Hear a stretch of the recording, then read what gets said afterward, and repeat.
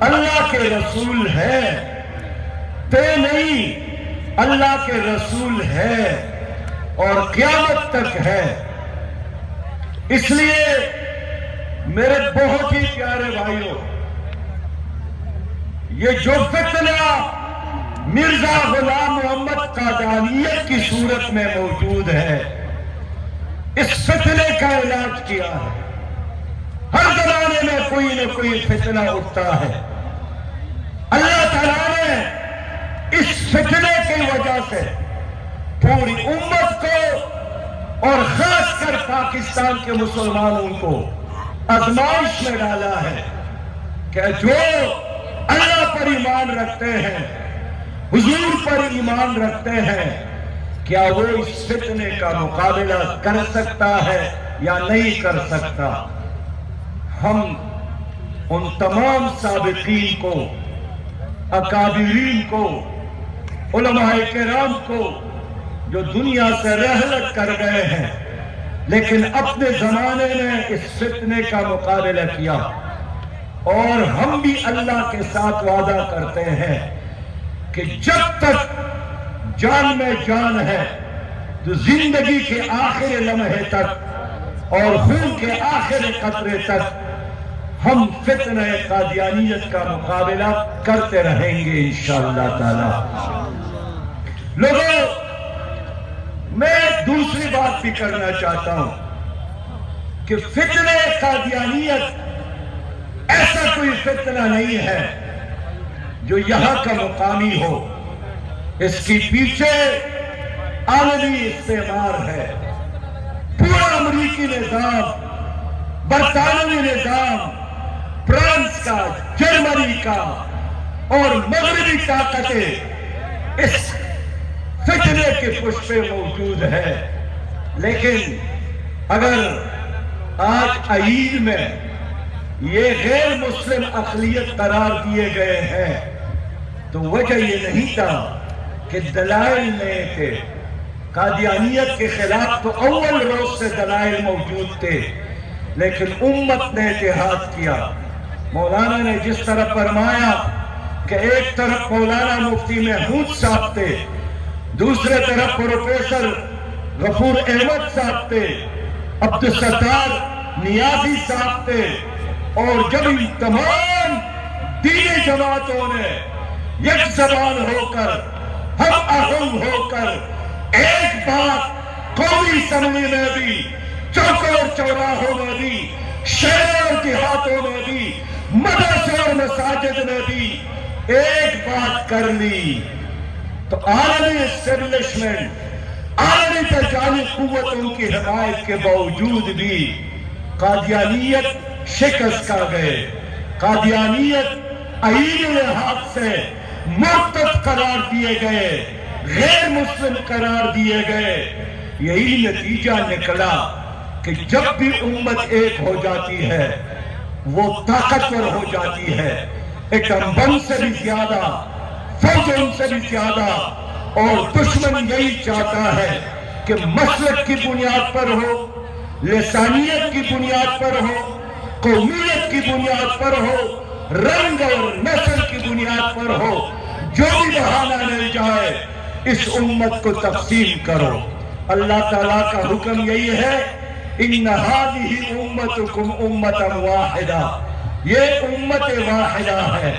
اور اللہ نے قرآن میں فرمایا کہ ہم نے نوح علیہ السلام کو وہی حکم دیا تھا، اے پیغمبر جو ہم نے آپ کو دیا ہے، اور پھر ابراہیم علیہ السلام، موسیٰ علیہ السلام اور عیسیٰ علیہ السلام کو بھی یہی حکم دیا تھا کہ ان اقیم الدین ولا تتفرقوا فیہ، دین غالب کرو، فرقوں میں تقسیم نہ ہو جاؤ، مسلکوں میں تقسیم نہ ہو جاؤ۔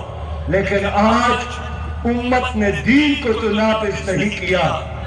حال یہ ہے، ہر کوئی یہ تلاوت کرتا ہے کہ وما وصینا به ابراہیم وموسیٰ وعیسیٰ ان اقیموا الدین ولا تتفرقوا فیہ، لیکن ہم تقسیم ہو گئے۔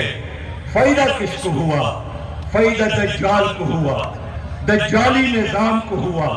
قادیانیوں کو ہوا، ان کے سرپرستوں کو ہوا۔ اس لیے لوگوں، آج دنیا میں ہم 2.25 ارب مسلمان ہیں۔ آج دنیا میں دنیا کے بڑے 9 سمندر ہمارے ساتھ ہے۔ آج دنیا کا 75% تیل پیٹرول کے سمندر مسلمانوں کے ساتھ ہے۔ آج دنیا میں 74 لاکھ فوج عالم اسلام کے ساتھ ہے۔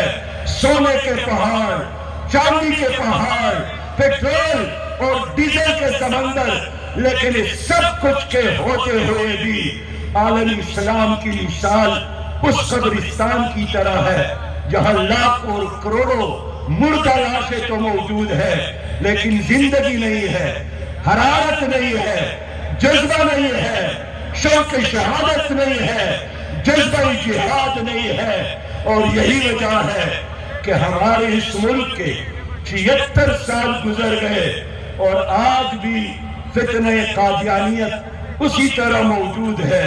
میرے بھائیوں، آج سے کوئی 1 ہفتہ قبل جماعت اسلامی کے مرکزی دفتر منصورہ میں ایک ڈاکٹر آئے، منیر اس کا نام تھا۔ 5 سال پہلے وہ قادیانیت چھوڑ کر اس نے اسلام قبول کی، اور وہ اپنے اس فرقے کا مربی تھا۔ جس طرح ہمارے ہاں شیخ ہوتا ہے، مدرس ہوتا ہے، وہ بھی ساری دنیا میں قادیانیت کا تبلیغ کرتا تھا۔ وہ منصورہ تشریف لائے اور انہوں نے بتایا کہ عام مسلمان تو کیا، میں نے خود مسجد کے ایک امام کو قادیانی بنایا، اور قادیانی بننے کے بعد بھی وہ اسی مسجد میں امامت بھی کرتے تھے اور لوگ اس کی پیچھے جمعہ کی نماز بھی پڑھتے تھے۔ آج مسئلہ یہی ہے، مجھے اس لفظ سے خوشی ہے کہ اللہ وسایہ صاحب اور جناب حافظ نصر الدین خاقانی صاحب نے اس میں عالمی مجلس ختم نبوت کا لفظ لگایا ہے، اس لیے کہ یہ قادیانیت پاکستان میں صرف خطرہ نہیں ہے، یہ عالمی سطح پر خطرہ ہے۔ باہر کی دنیا میں، افریقی ممالک میں لوگ مسلمان ہونا چاہتے ہیں تو یہ جا کر حاضر ہوتے ہیں کہ ہم اسلام ہیں، ہم مسلمان ہیں، اور لوگوں کو گمراہ کرتے ہیں۔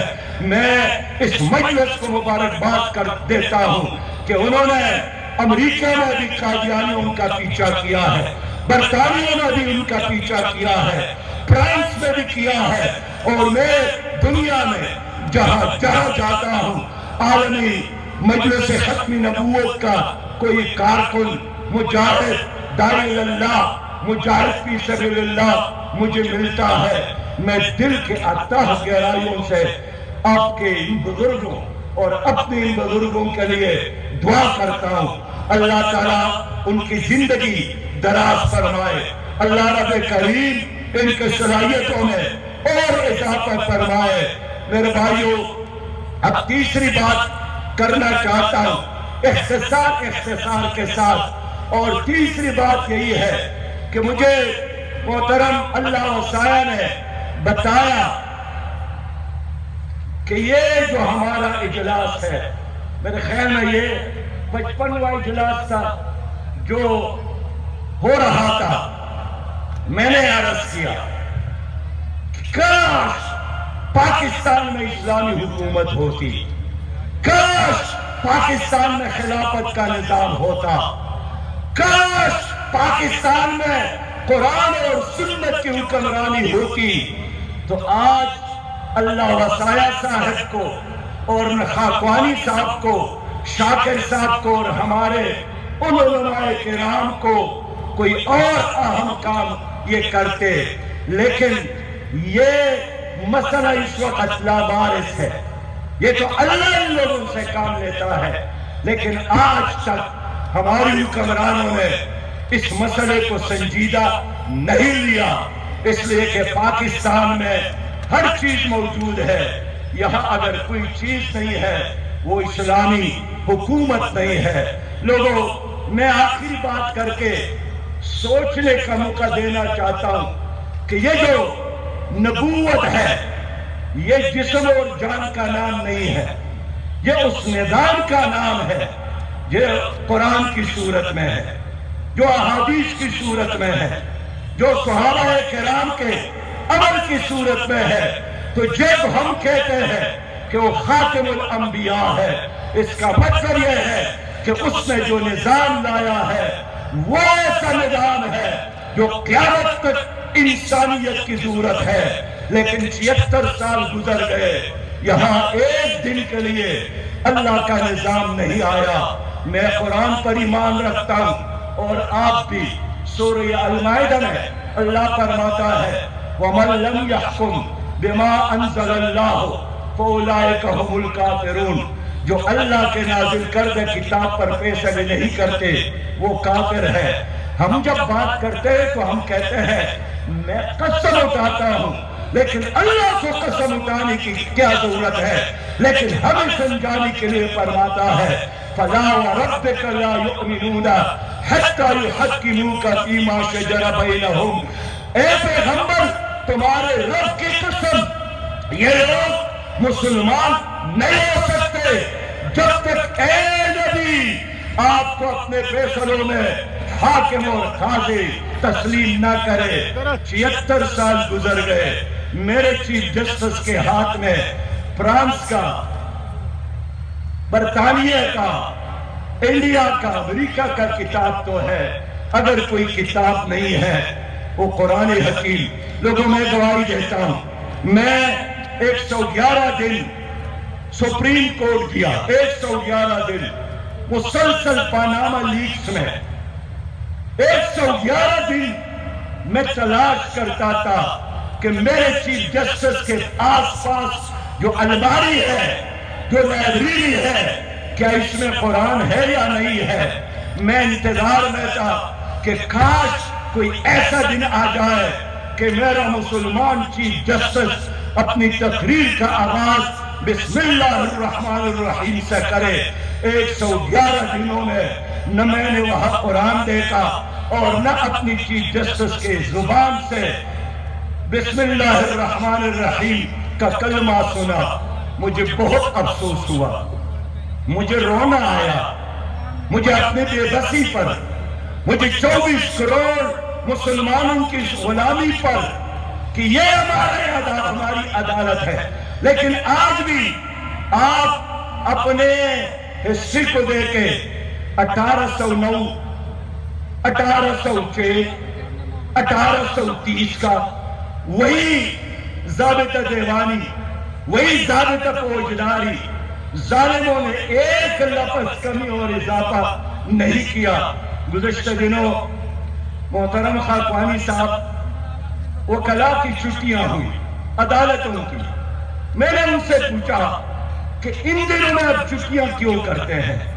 انہوں نے کہا کہ انگریز جب تک تو ان دنوں میں چھٹیاں کرتے تھے، عدالتوں کو بند کرتے تھے، تو 76 سال گزرنے کے باوجود بھی ہماری عدالتوں کا نظام ایز ہے جس طرح انگریز نے چھوڑا تھا۔ تو جب ہم کہتے ہیں کہ خاتم الانبیاء، اس کا مطلب یہی ہے کہ پھر عدالتوں میں انگریز کے نظام کی بجائے قرآن کا نظام ہونا چاہیے۔ جب آپ لوگوں نے چیف جسٹس کے ہاتھ میں قرآن دیکھا، آپ سمجھے پاکستان آزاد ہو گیا، پاکستان اسلامی بن گیا۔ لیکن یہ نظام جب چیف جسٹس کے ہاتھ میں انگریز کا کتاب ہو، یہی کتاب سے نجات کے لیے مسلمانوں نے پاکستان بنایا تھا۔ میرے دوستو، ہم سب قرآن پر ایمان رکھتے ہیں، تو قرآن میں اللہ نے فرمایا ہے کہ جو سود کرتا ہے، میرے ساتھ جنگ کا اعلان کرتا ہے، اللہ کا فیصلہ ہے کہ وَحَلَّ اللَّهُ الْبَيْعَ وَحَرَّمَ الرِّبَا۔ اللہ نے سود کو حلال، سود کو حرام، تجارت کو حلال قرار دیا ہے۔ لوگوں، تعلیم یافتہ لوگ ہیں، میں درخواست کروں گا تھوڑا سا پڑھے۔ اس وقت پاکستان کی ساری معاشی نظام 1839 کے ربا ایکٹ کی بنیاد پر ہے۔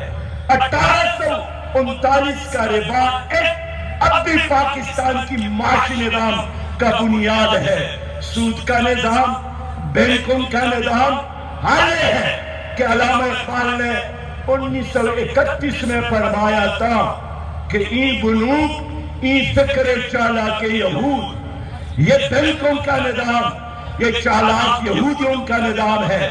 تا نور حق از بندے سینہ آدم ربود، سود کا مطلب یہی ہے کہ انسان کی سینے سے نور ختم ہو۔ اقبال نے فرمایا کہ تاتہ و بالا نگردت یہ نظام، جب تک آپ اس نظام کو تباہ اور برباد نہ کرے تو دین و دانش و تہذیب سودائے خام، تو دین کی بات کرنا، تہذیب کی بات کرنا یہ سودائے خام ہے۔ لیکن اب ہم کیا کریں؟